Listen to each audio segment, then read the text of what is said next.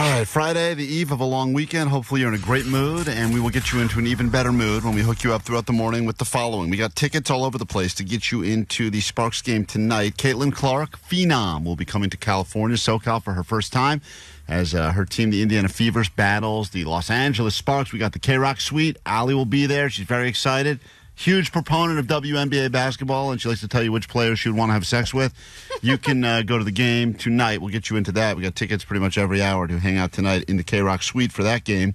Also, we'll get you into No Values, happening June 8th at Pomona Fairplex. And I don't know if we can talk about this yet, but next week, I think every day next week, we're going to hook you up with some sold-out Billie Eilish tickets to go to her shows at the Forum. So we got that to look forward to as well. Plus your Six Flags and your Hurricane Harbor. We'll get to your ADD news in just a moment. Allie, you know, Jake returned to the pawn shop yesterday. Yep.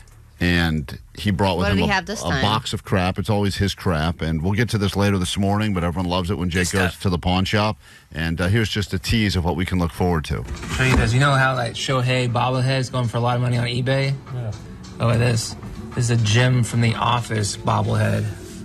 Yeah.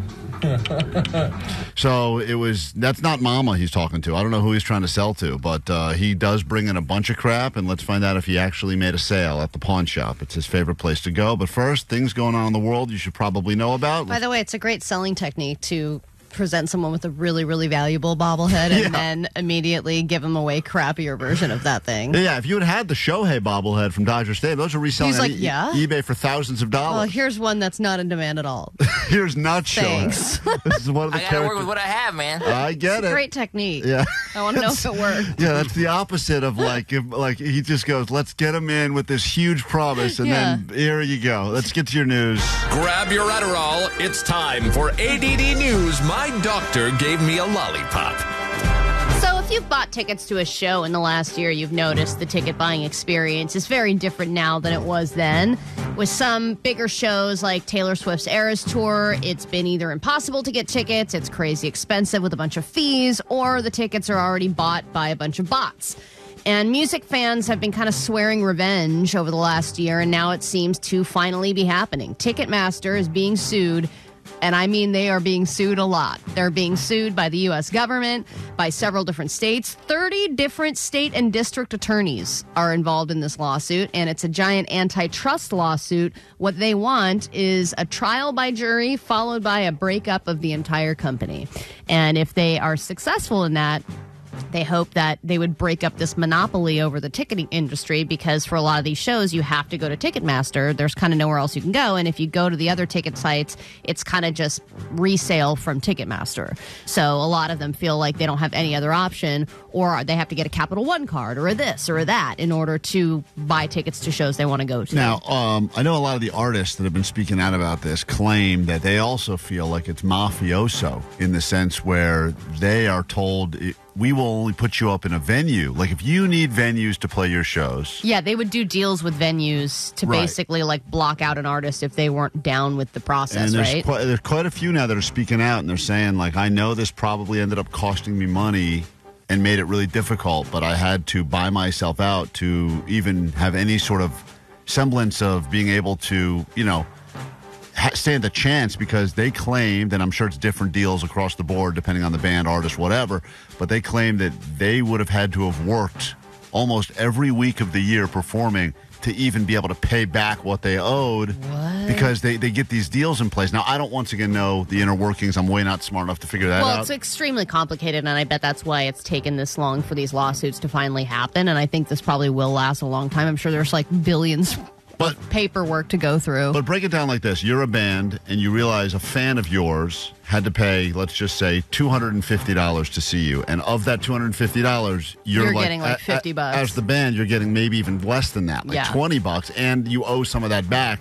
You're going, how does this make sense? Because there's a lot of money. And the fans, people like us, we're the ones we feel like we're getting screwed the most because of the fees, and what can you do about it? I mean, it's not I know. And it's like, then you just don't go to the show, which sucks. And then you pay for the, I mean, even if you say, oh, cool, there's a $100 ticket, by the end of it, it's $200 or $250 just with all the fees and everything. And then parking has gone way up too. So you're probably going to pay another $75. I mean, it's like a small fortune just to see a show these days. And there have been you guys need to do more better. Yeah. That's right. Good point. Present that in court. You need to do more better. I rest my case. And thank you to all of the bands that have over the years really made a big point. Pearl Jam did this for a while. Taylor's doing it where they're kind of speaking on behalf of. When The Cure did their tour too, they were really vocal about that. They're the ones that have the power.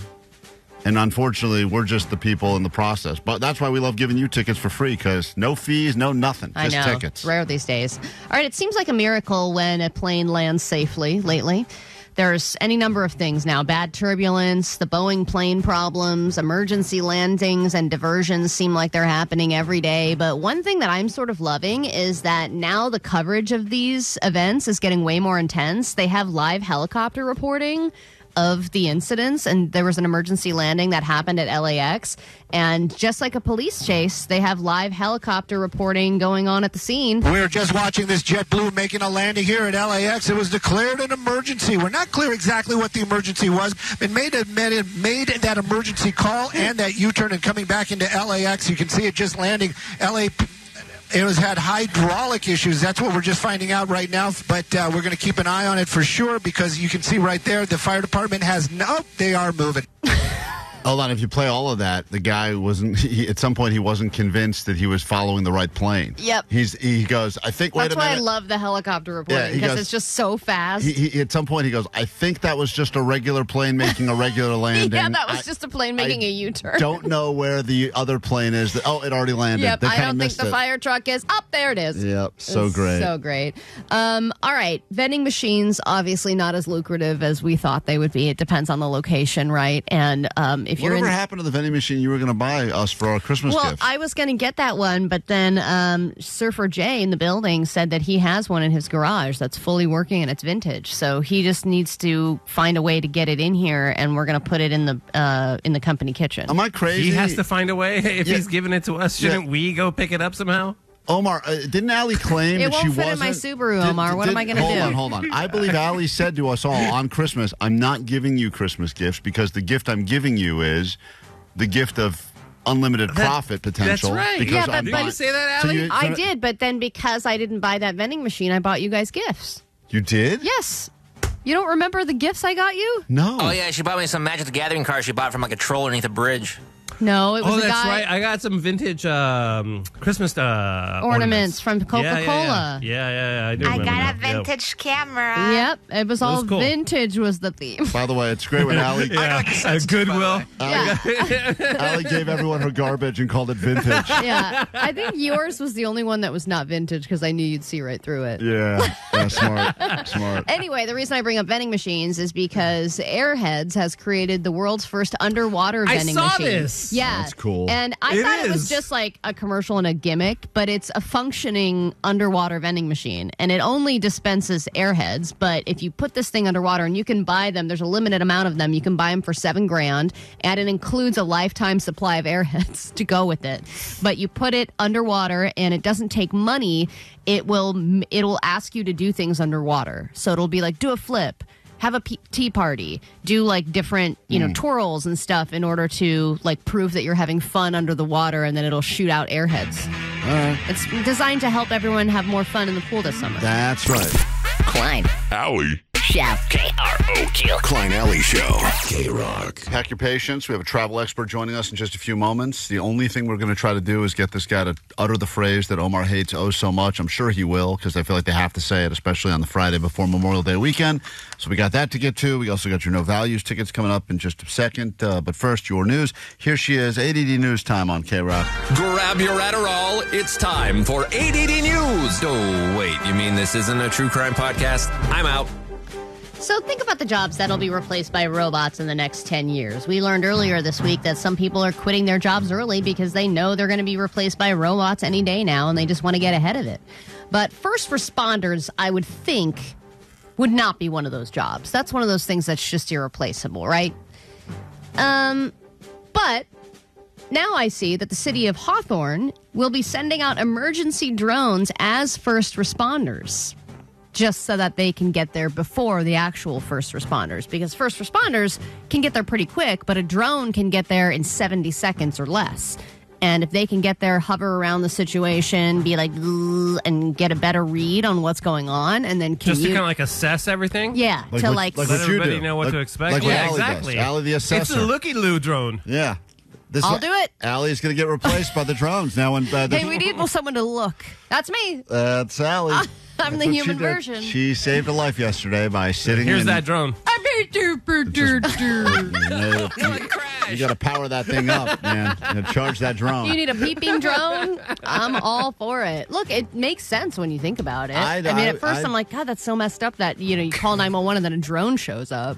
Yeah, but you know what? Just to get the response time now, at least with the LAPD, it's pretty different to Hawthorne, but the LAPD is very slow. Mm-hmm. I mean, I had people that I know his house was getting robbed, and they saw it was getting robbed because they got the alert from their camera that the house was currently being robbed. They called LAPD, and they were in Anaheim, lived in the Valley, drove all the way back to the house and still got there before the police. Oh, my God. Because that's just unfortunately how it is. So even if a drone could hover outside, not that that's going to stop anything, unless the drone can start dropping nets, like giant nets, that'd be cool. Yeah, or like a dart, like some kind of a dart, tranquilizer dart. Yeah, but for right now, they're just going to hover above. Yeah, because if you're in an emergency, so it's just like, say you're being stabbed or something, you're able to grip the phone, call 911, and then they're like, help is on the way, and then in the window you see this little thing that's like, right. I'd be like, what's going on here, guys? Yeah. I am currently being stabbed.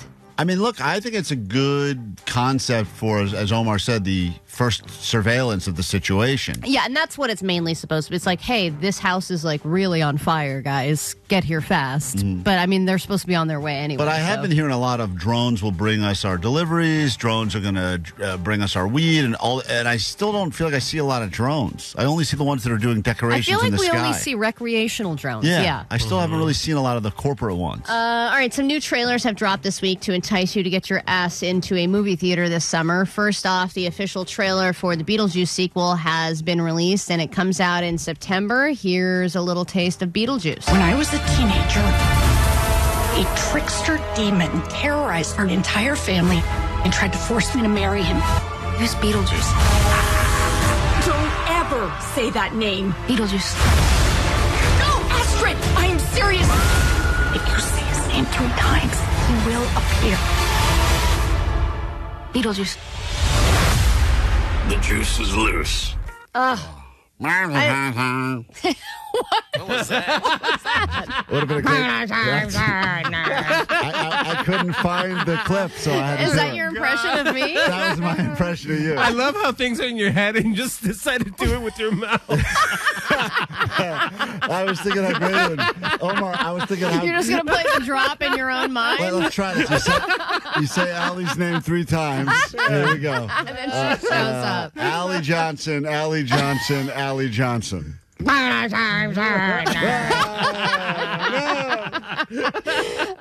So then you also have the trailer for Wicked that came out. If you're a fan of musicals, you probably were into that. And then the new Beverly Hills Cop movie, which is coming out July 3rd. I actually have it, but I haven't listened to it yet, and I'm afraid there's a lot of swearing. Yeah, whatever. Let's go ahead and give it a shot. See Really? what happens. Yeah, why not? Let's have some fun. Good morning, everybody. It's another beautiful day here in Beverly Hills. What the hell was that? It's a drone. Yes. Foley.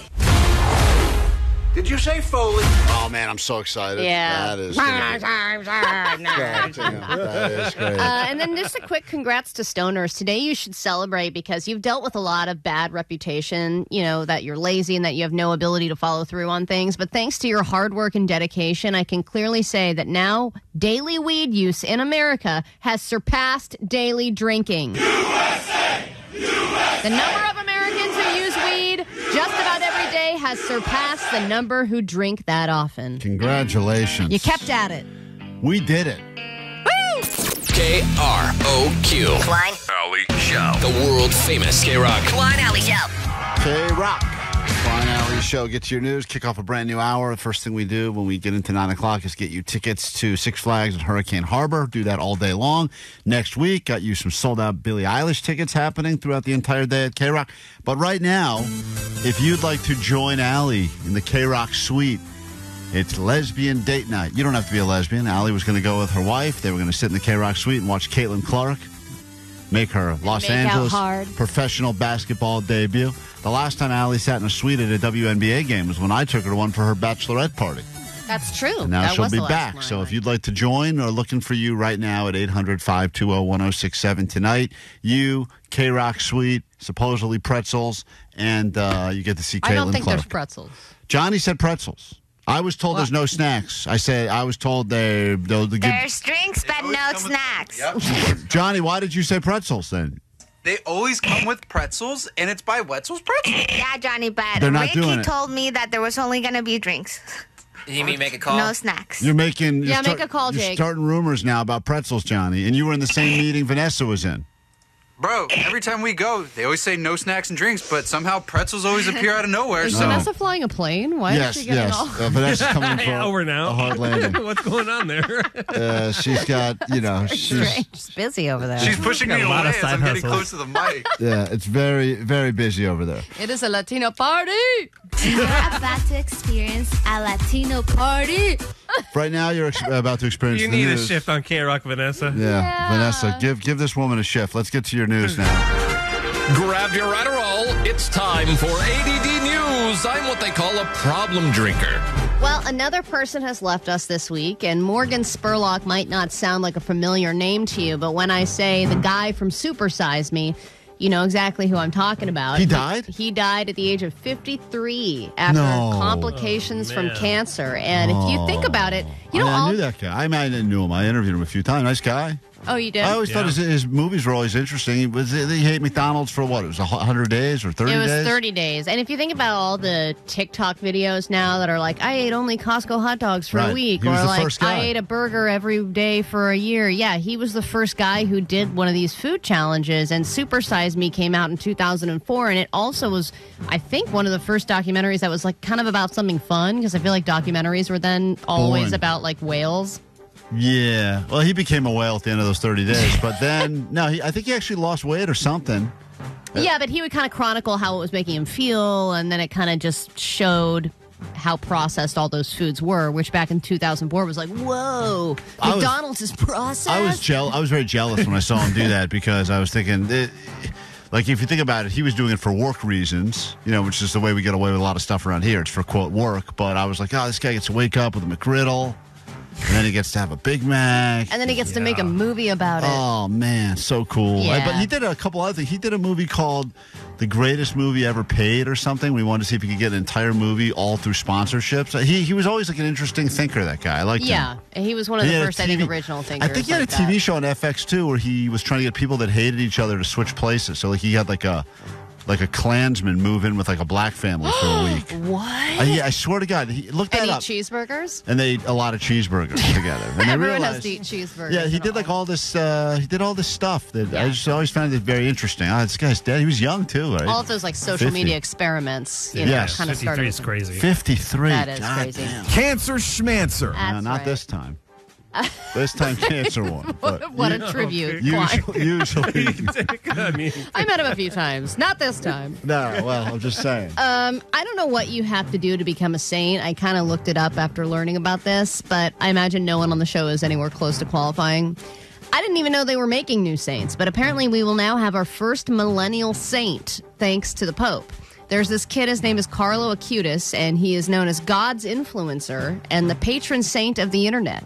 And he died a while ago, back in 15, also cancer, unfortunately. But didn't mean for cancer this to be a cancer roundup. No. But through his lifetime, he was kind of preaching gospel on social media and stuff. But I guess in order to become a saint, you have to, they like look at your life 5 years after you died, and they figure out what you've done to, like, basically some of your actions have to qualify as a miracle, and they have to like break it down and decide whether or not it's a miracle. And with this kid, some woman's daughter was like on death's door, and she went to this kid's grave and prayed, and now all of a sudden the daughter has made some miraculous recovery. So the Pope is saying that this is miracle number 1, and then there was another one that's making it miracle number 2. So you got to have 2 miracles to be a saint. So now he's going to be a new millennial saint, and they're going to canonize him, and we're going to have a new one. Well, for those of you that were excited for the long weekend, you've tuned into the cancer block of the show today. This is good cancer. I mean, no cancer is good cancer, but... Yep. I'm just saying, this is like going to something good. Now he's helping people. Yeah, that's right. All right? He's a saint, for God's sake. And you're about to experience a Latino party. All right, this one is not about cancer, okay? Finally. What is the best ice cream flavor? The best ice cream flavor? Probably cookies and cream, but maybe mint chocolate chip. Interesting. That brownie one. Which one's that one? The Pilot brownie Vanessa? one. The brownie one. The one with the pieces of brownie in it? Yeah. Yeah, that one's good too. But there's also, I'm like brand loyal, like Baskin Robbins, they have the best mint chocolate chip. Other places, the mint chocolate chip's not so good. Yeah, I would say mint chocolate chip is the best in my opinion, but... The best flavor ever is salt and straw, where they do the turkey skin and caramel in the ice cream. It's only available around Thanksgiving. Mine is very fancy. That's the best one.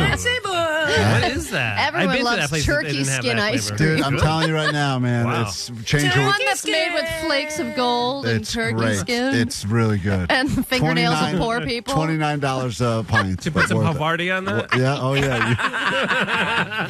So there is a flavor that everybody knows that they say is now becoming seasonal, and it's kind of going away because no one's getting it. Rum raisin? No, chocolate chip, regular chocolate chip. What? Yeah, because it's not even on the top 5 flavors anymore. It's bumped down every single year. Right now it's 8th, and it's becoming something that, like, when people get it, they get mint chocolate chip. They don't get regular chocolate chip. Everyone goes for mint. So now when you go to the grocery store or when you go to a place like an ice cream shop, seeing chocolate chip is going to be less and less common. And in a lot of places, they're making it a seasonal offering now, which I don't know what season you would do chocolate, straight up chocolate chip, but you're not going to see it.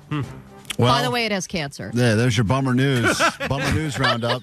Allie gave us 2 cancer stories and an ice cream that's going away story. I didn't realize that both of them had. We should just rename Allie ADD News Bad News. It should be BAD News with Allie. Hey, Brianna. Yeah, sweet dreams, everyone. You sound like you would enjoy a WNBA game. I most definitely would. Me and my girlfriend, wink, wink. Oh, boy. Allie's going to pack this box full of lesbians. A box full of... It's going to be a scissor party. All right, yeah. Brianna, you're in. Tonight, if you are free, you will join Allie and her wife and enjoy some WNBA action with Caitlin Clark, all right? Oh, yeah. I'm so excited, guys. Nice. Oh. We'll see you there. I'll see you tonight. She sounds fun. Thank you, guys. You're welcome. Thank you. All right, there you have it. It's funny because Vanessa wanted to point out. She goes, "You guys know Caitlin Clark is not gay." What? Because she's very upset. Irrelevant, and yes, she is. She's in the WNBA. Yeah, all right. Hey, thanks for checking out some of our radio show on KROQ. Just between you and me, we're about to fire Allie, so hopefully you didn't get used to her too much. But thanks for checking it out, and we appreciate you checking out the live radio show. And Hey, what are you guys doing? nothing. But you're filming something. Aren't they supposed to be involved in this? We're not filming anything. There's a camera right there. Just part of the... Bye.